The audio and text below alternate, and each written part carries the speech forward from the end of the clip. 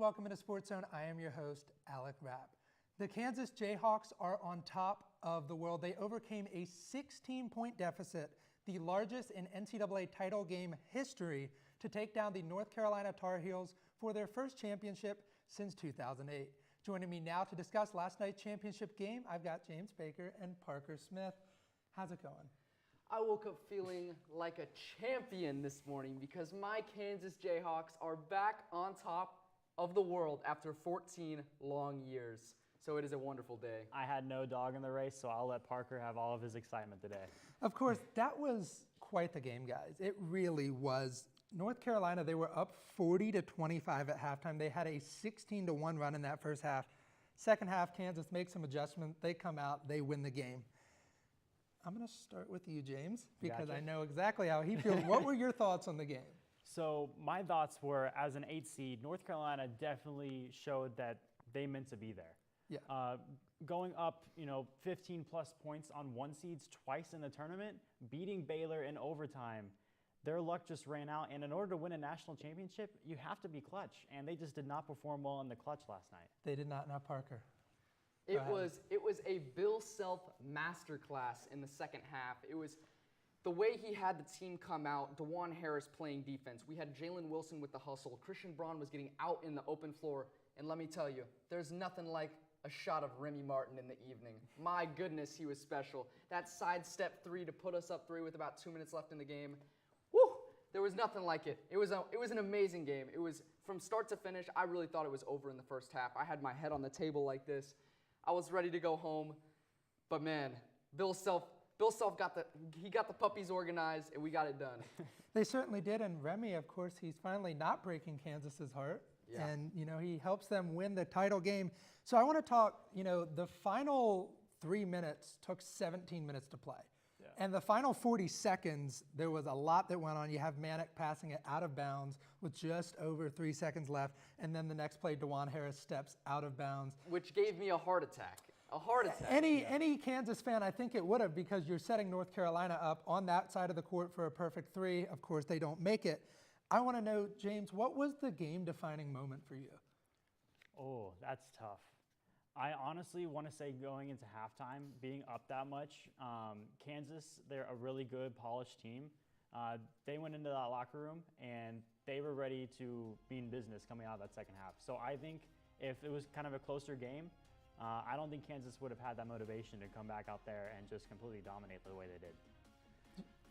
So I'm going to go a couple different directions. As I stated earlier, the Remy Martin 3 to put us up, that was definitely the best shot of the game.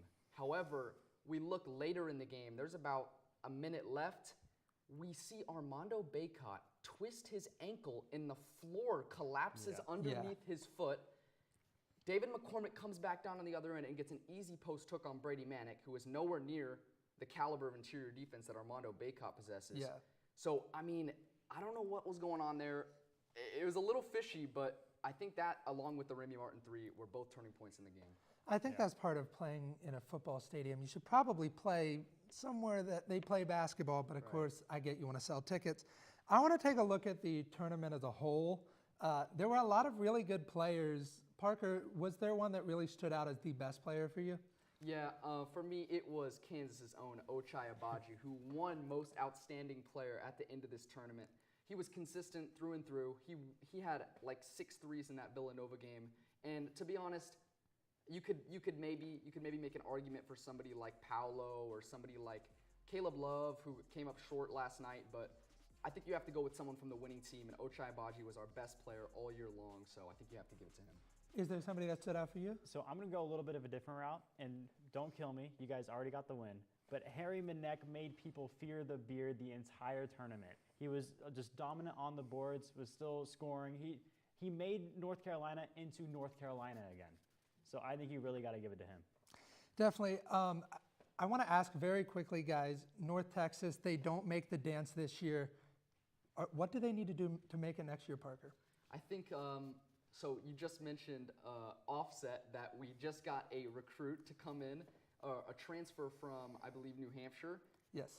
So, yeah, the transfer portal is going to be huge for North Texas. We're not a school that recruits very highly out of high school. because, like, obviously we're not going to get any top 100 players to come to our program. However, the transfer portal is going to be big for us, and just maintaining that talent, building them up through 4 years and becoming an experienced team. It certainly will. Well, sadly, the final game is over and the best sporting event in the world. It's officially concluded, but good news for you Dallas Mavericks fans, because they are 14-4 against playoff teams, and they have just 11 days until the first round of the NBA playoffs. More on that coming up.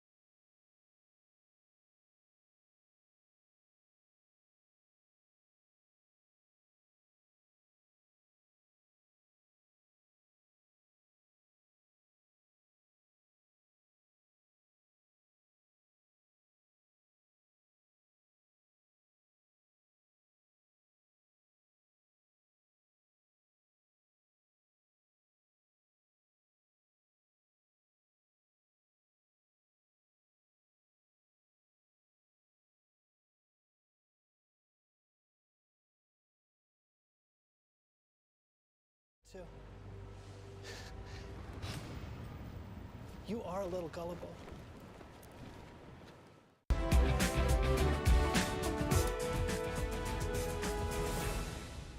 The Dallas Mavericks have officially punched their tickets to the NBA playoffs, and they're just one win away from hitting their 50th win on the year, the first time since 2015. Joining me now to discuss the Dallas Mavericks, I have Caleb Blanton and Brendan O'Donnell. How's it going? It's going really good. Pretty good. So guys, the Mavericks, they've clinched this playoff spot, and it's really no secret. The playoffs haven't been very kind, specifically the first round. The past 2 years for the Mavericks, if we want to be really specific, the Clippers have been the kryptonite for the Dallas Mavericks. Right now, they're slated to play the Nuggets, but if they move up to the 3 seed, it's the Jazz. Brendan, can they finally get out of the first round? I think they can, and speaking of not getting out of the first round, if you want to get even more specific, it's been a decade.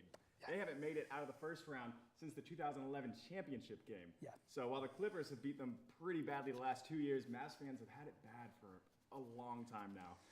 But looking at the seeding right now, they're chilling at the 4 seed, 1 game behind the 3 seed, and the Nuggets right behind them, behind by 2 games, I believe.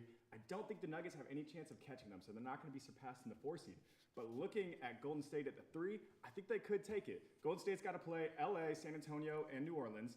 And they only need to lose one of those games because the Mavericks right now have the tiebreaker between them.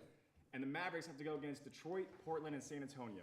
Now, the San Antonio game, it's back and forth. They're a little bit of a rivalry within Texas, but that Detroit and Portland game, 2 of the worst teams in the NBA right now. I think they could sweep all 3 of these games, move up to that 3 seed, go against the Jazz, who right now are self-imploding.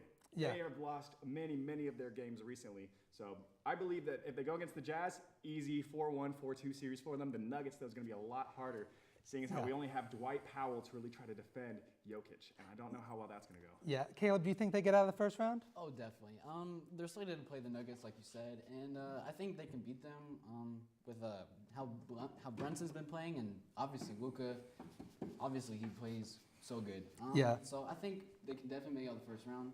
We'll see if they can go farther than that, but definitely. Yeah, I think this is a Mavs team. This is probably the best team that Luka has been on in his career, and they have 3 really good guards. So I want to ask, Caleb, looking at the Mavs in the playoffs, who do they need to rely on to get past that first round? Yeah, I think they need to rely on Jalen Brunson. Obviously, Luka's your main scorer, but you need the second, third tier scoring players to do their best. And I think Jalen, he's been really good, and if he can just continue to do what he's been doing and do it in the playoffs, then yeah, they definitely need him. Yeah, obviously Luka Doncic is what this team runs through. So if Luka is not creating assists but creating turnovers, then this team is going to fail in that first round. Right now, the team chemistry looks great. After they lost Kristaps, I'm loving Dinwiddie. I'm loving seeing what Jalen Brunson's doing with his playmaking as well, because they were missing playmakers in these last couple of years, and Luka had to put the team all on his back in the past couple of years against the Clippers, and he was scoring his 40, 50-point games. Right now, his assist numbers are up. They're looking great. It's the highest it's ever been for him in his career because he has people who are actually making the shots that he's giving to him and dishing out.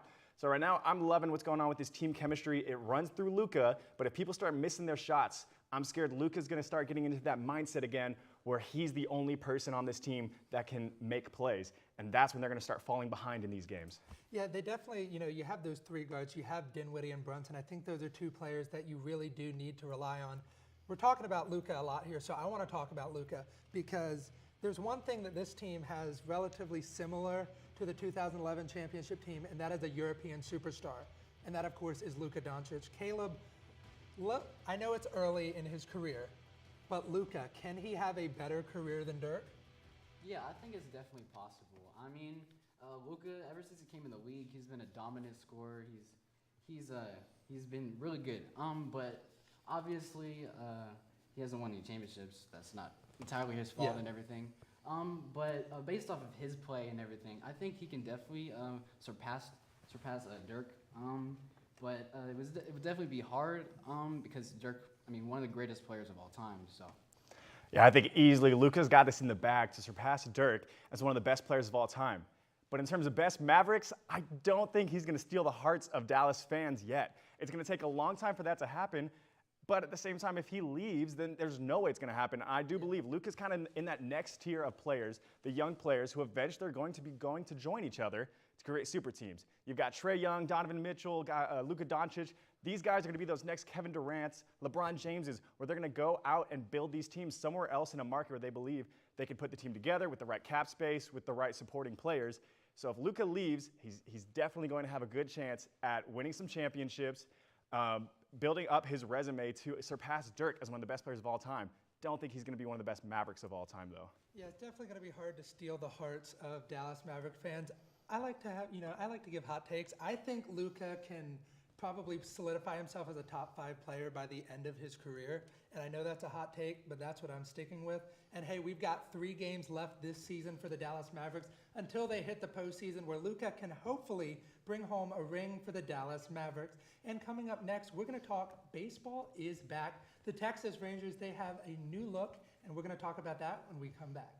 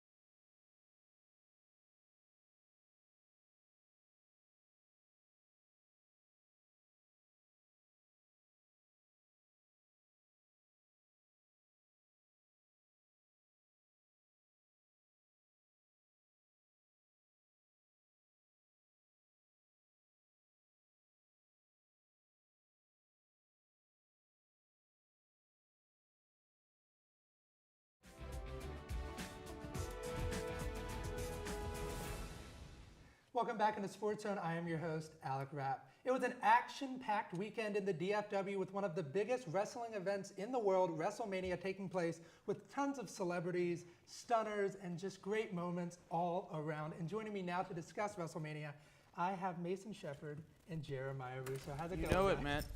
I'm just playing. I'm still excited after that, man. Oh, I mean, yeah, it was the- such a great weekend. Talk about a wrestling fan's like just dreams, man. It was awesome.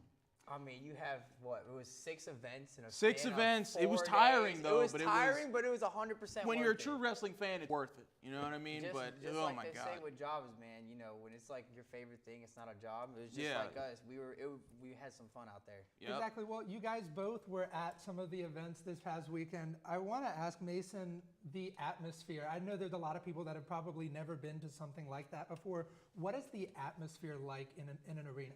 Well, wrestling fans, let me talk to you. You know, Hey. the atmosphere, I've always told this to people, the atmosphere is like nothing you could ever experience. You know, you're around a lot of people and they're all screaming, they're giving different reactions. Sometimes you meet some very interesting characters. I saw a guy in a bikini top once. You know, it was one of those things where you just meet people from different walks of life and you can get their perspectives on how they feel about wrestling, and you get to connect with people, and then you get to connect with your favorite superstars. And it's just an atmosphere that if you haven't experienced at least once, you need to.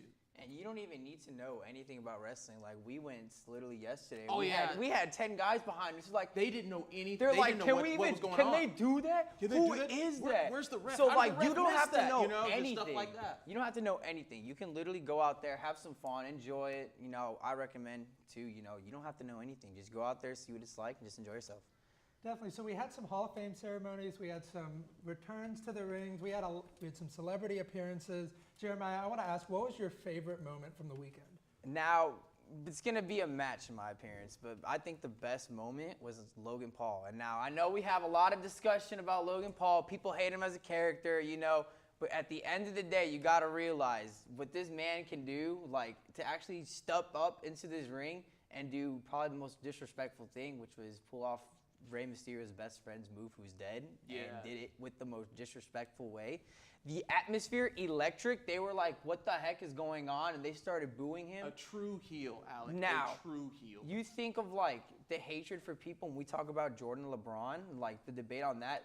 Imagine that like times 3. That was the reaction, and that honestly was my best moment because I was the idiot screaming, "Yes, come on, we gotta win this, count to 3." So that was me out there, and so that was just my favorite moment. It was just seeing that. Yeah, you know, for me, my favorite moment, I'm an old school guy. Stone Cold came back, and not for just night 1, but for night 2 as well. And seeing Stone Cold Steve Austin, who is a UNT alum, by the way, you know, so we should celebrate this man more. You know, he just, 3 words to describe Stone Cold: over like God. You know, it's one of those things where he walks out and, you know, I heard this saying, Stone Cold would go out there in the ring and sneeze for 20 minutes and the crowd will pop for him. So, you know, to see him deliver stunners to Mr. McMahon, Pat McAfee, Austin Theory, who sold it like crazy, and Kevin Owens on night 1, it was incredible. And that's something that I've gotten to see Stone Cold live before this, but even just watching this from, you know, my chair at home, it was something that I'll never forget.